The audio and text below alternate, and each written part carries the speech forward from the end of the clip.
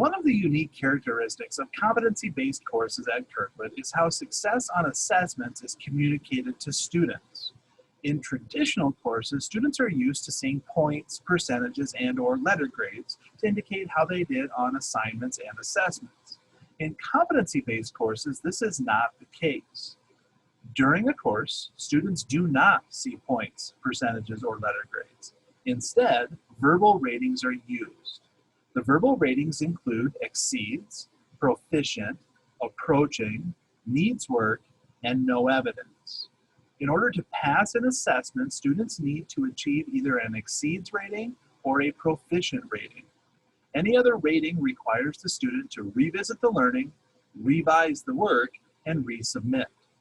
Students know that they have to have ratings of exceeds or proficient on all assessments in order to pass the class.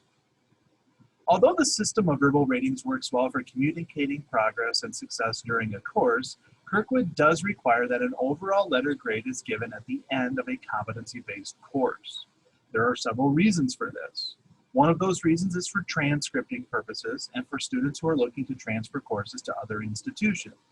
In the end, students do receive a letter grade for a competency-based course. The grade scale that has been adopted for competency-based courses is A, B, F. As we've already learned, grading is defined as the process of assigning a letter grade that reflects overall performance in a course. For most situations, an exceeds rating typically translates to an A, and a proficient rating typically translates to a B. All other ratings indicate that revision is required, and if revisions are not made, the corresponding letter grade becomes an F. So the question that remains is, how do you translate verbal ratings on assessments into overall final letter grades? As the course facilitator, you have the responsibility to determine what that process looks like. Let's talk about some possible options that you can consider. One option is to average the points that are assigned to assessments. Although students never see points, points must still be assigned in talent to make the gradebook properly work. To calculate the final letter grade for a course, some instructors will simply calculate the average of the points that have been earned and correlate that average to the typical Kirkwood grade scale. One caveat to this approach, though, is that it is assumed that the student has met proficiency on all assessments.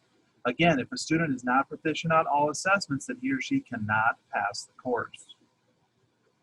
Another approach to determining the final letter grade is to compare the number of exceeds ratings and the number of proficient ratings to determine if an A or a B has been earned. If a student has more exceeds ratings than proficient ratings, then the student has earned an A. If a student has more proficient ratings than exceeds ratings, then the student has earned a B.